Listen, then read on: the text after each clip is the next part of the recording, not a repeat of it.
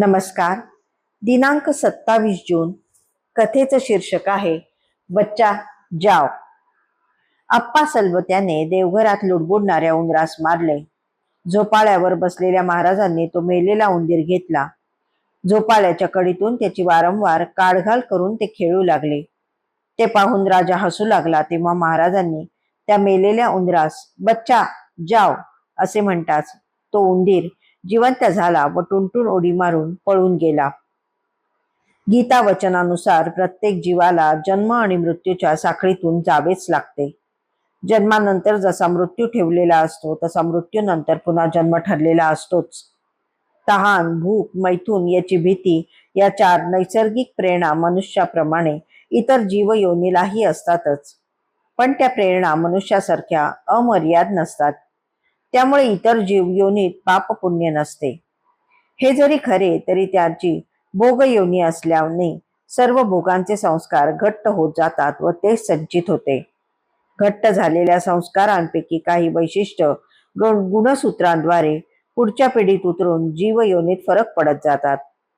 विज्ञान यालाच उत्क्रांती म्हणते तर भारतीय तत्वज्ञान याला पुनर्जन्म मानते. प्रत्येक योनीतून पूर्व संस्कारांसह जीवाचा प्रवास घडतो. त्याचा ठरलेला कालावधी पूर्ण व्हावाच लागतो. घात वा अपघाताने अपमृत्यू ओढवल्यास याच योनीत पुनर्जन्म घ्यावा लागतो. या जन्म मृत्यूच्या चक्राकार गतीवर काळाचे म्हणजे यमदेवतेचे स्वामित्व असते. परमेश्वर त्यात सहसा ढवळाढवळ करीत नाही, पण एखाद्या जीवाच्या कल्याण उद्धारास्तव अपवाद म्हणून तो बल घडवतोही. आप्पा पुजाऱ्याने उंदीर मारला तो उंदराचा अपमृत्यू होता. त्यामुळे झाले की काय, मूषक एकत्र बिळात जमले, म्हणती देवा आम्हासी दुःख झाले. आपण मूषक योनीत का घातले, जन्मासी आम्हा कारणे. आमचा असे हा चोर स्वभाव, आम्ही लोकांची देतो पार उपद्रव.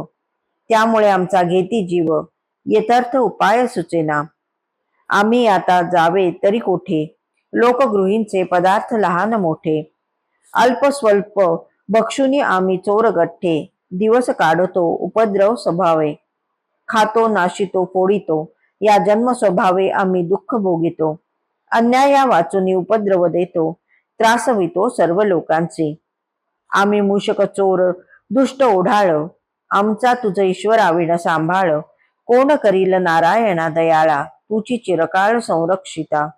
अशी कळवळून प्रार्थना उंदरांनी करताच का नाही देवाला पाझर फुटणार. तो तर अनेक जन्म संप्राप्त सर्व कर्म विदाहिने म्हणजे भक्तांचे अनेक जन्मातील संचित जाळून टाकणारा आहे. म्हणून तर महाराजांनी तो मेलेला उंदीर घेतला. त्याला झोपाळ्याच्या कडीतून म्हणजेच जन्म मरणाच्या साखळीतून काढून त्याचे संचित नाहीसे केले. अपमृत्यू टाळून पुनर्जन्म दिला. याचा अर्थ न कळल्याने राजा हसला, पण उंदीर जिवंत झाल्याचे पाहून चपापला. देव आणि गुरु तळमळून केलेल्या प्रार्थनेला प्रतिसाद देतात, यात काही शंका नाही. धन्यवाद.